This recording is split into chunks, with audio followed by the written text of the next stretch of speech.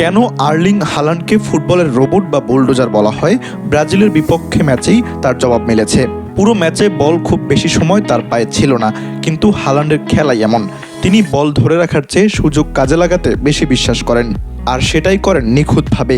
সীমিত সুযোগ থেকে জোড়া গোল করে একাই ব্রাজিলকে বিশ্বকাপ থেকে বিদায় করে দিয়েছেন এই নরওয়েজিয়ান স্ট্রাইকার।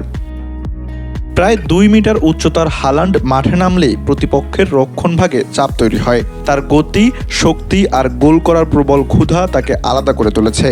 আধুনিক ফুটবলে ফরওয়ার্ডদের নিচে নেমে বল বিলি করতে হয়, আক্রমণ করতে হয়, কিন্তু হালান্ড যেন অন্য ধাঁচের। তিনি অনেক সময় ম্যাচে প্রায় অদৃশ্য থাকেন, তারপর হঠাৎ সুযোগ পেয়ে শিকারের মতো আঘাত করেন।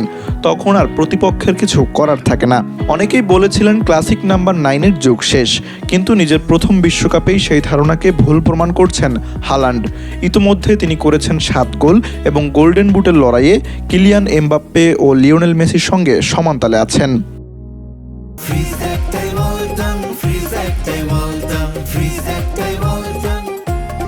মজার বিষয় হলো, ইংল্যান্ডে জন্ম হলেও হালান্ড খেলছেন নরওয়ের হয়ে। বাবা আলফ ইঙ্গে হালান্ডের ক্যারিয়ারের সূত্রে তার শৈশবের কিছু সময় ইংল্যান্ডে কাটলেও পরে পরিবার নরওয়েতে ফিরে যায়। সেখানেই গড়ে ওঠে তার ফুটবল ক্যারিয়ার। 2026 বিশ্বকাপে নরওয়ের দীর্ঘদিনের অপেক্ষার অবসান ঘটানোর পেছনেও সবচেয়ে বড় ভূমিকা এই গোল মেশিন হালান্ডের।